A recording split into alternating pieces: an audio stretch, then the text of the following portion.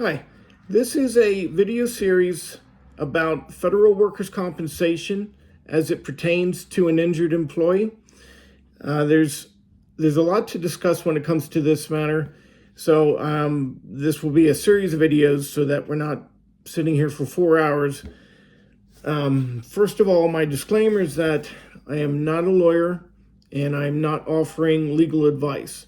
This is simply a conversation about this process and what you may encounter and what I've encountered, and some helpful hints that will help get you through this process without having as many problems as I had.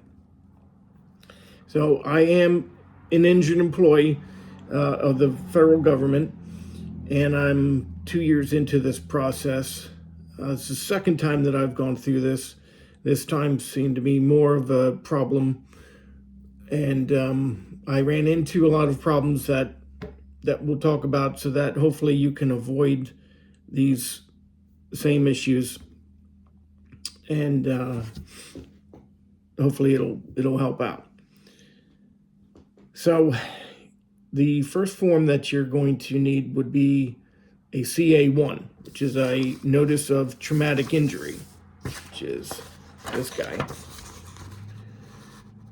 And the other form that you may need would be a CA2. So it's going to be one or the other. A CA2 is a notice of occupational disease. The difference between the two is the CA1 is what you use for a sudden onset injury. If you break your leg at work because you tripped over something, that's a sudden injury that you would use a CA1 for that. A CA2 would cover a problem, say you got cancer sucking diesel fumes for 20 years. That's going to be a occupational disease, and you would use a CA2.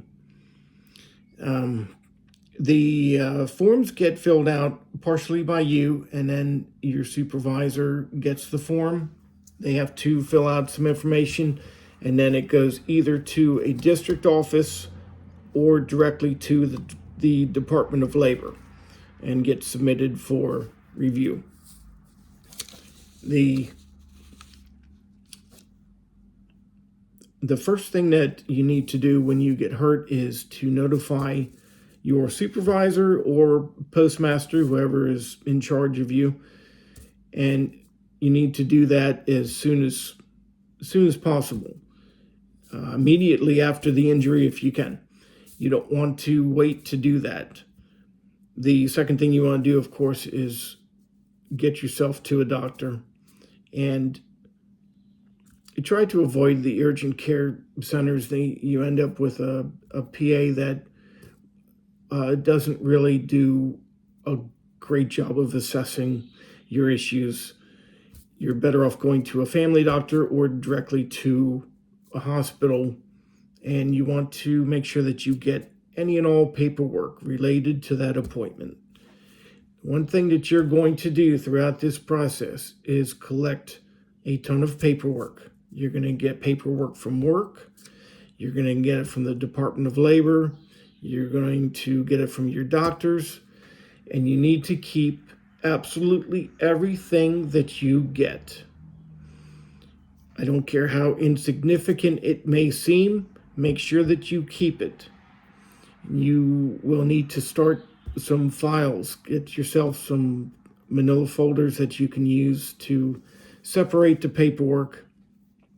It does become a mountain depending on how long you go through this process, how long it takes you to get fixed, to get back to work, or worst case scenario, if your doctor cannot fix your issues and you cannot return to work, then it becomes an even longer process and more involved. And that's where I'm at. So I can offer some advice about this situation from start to finish.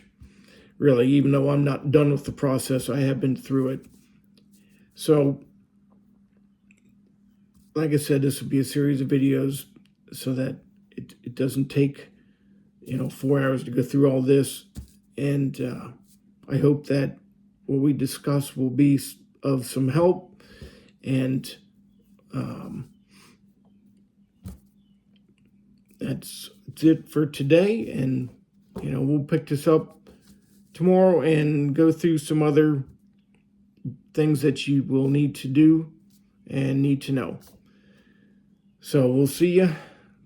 Be safe. Be well.